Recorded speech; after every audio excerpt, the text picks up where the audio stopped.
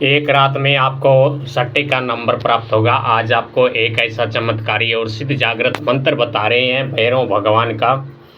भगवान भैरव का।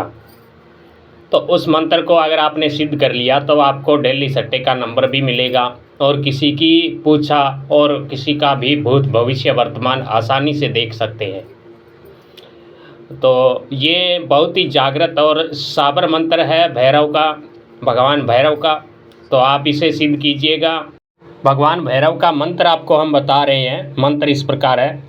काला भैरों चिट्टा भैरों, भैरों चिट्टम चिट्टा, गल तेरे विच सौंदी माला, माथे विच सौंदा टिक्का, मोढे बगली हाथ विच कड़ा, बन दड़ा दे दड़ा, जेड़ा तेरा नाम सुमरे उसदे पास आ आ आ। ये भगवान भैरव का बहुत ही चमत्कारी व जागृत मंत्र है। तो इस मंत्र को किस प्रकार जागृत करना है हम विधि बता रहे हैं।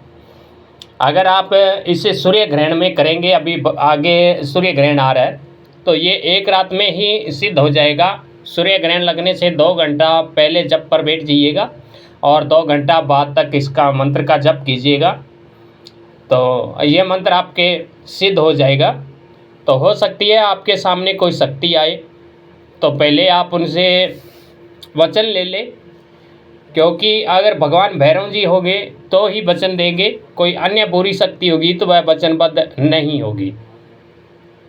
और जब भगवान भैरव आपसे 3 वचन ले तो आप उनसे 3 वरदान मांगिएगा कि हे भगवान भैरव, जब भी मैं आपको बुलाऊं तो आप हमारे पास आकर हमारा कार्य सिद्ध करें। जब भी मैं किसी भी दड़े या सट्टे का नंबर पूछूं तो आप हमें सट्टे का नंबर बताइए।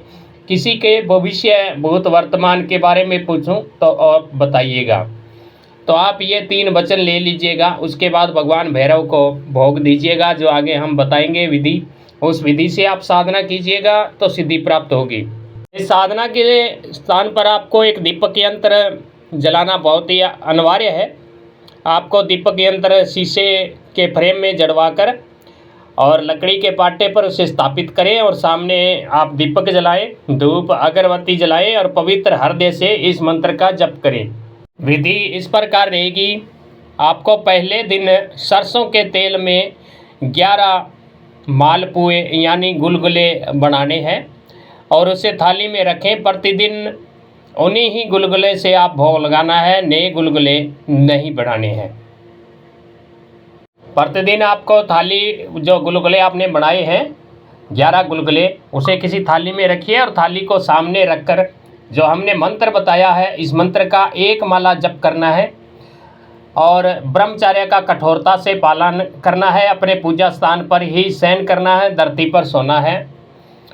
और साधक अपने नाम भी बोलना चाहिए। साधना जब मंत्र जाप कर रहे हैं, मंत्र के अंतिम में आपको अपना नाम बोलना है। ये साधना अगर आप अन्य दिन कर रहे हैं तो 41 दिन करेंगे। अगर आप सूर्य ग्रहण या चंद्र ग्रहण पर करेंगे तो एक ही दिन में सिद्ध हो जाएगी। और इतने दिन न तो आप किसी स्त्री को छुएं, न उसके हाथ का खाना पीना खाएं, न ही किसी औरत लड़की अपनी बेटी तक के हाथ से भी कुछ ग्रहण न करें।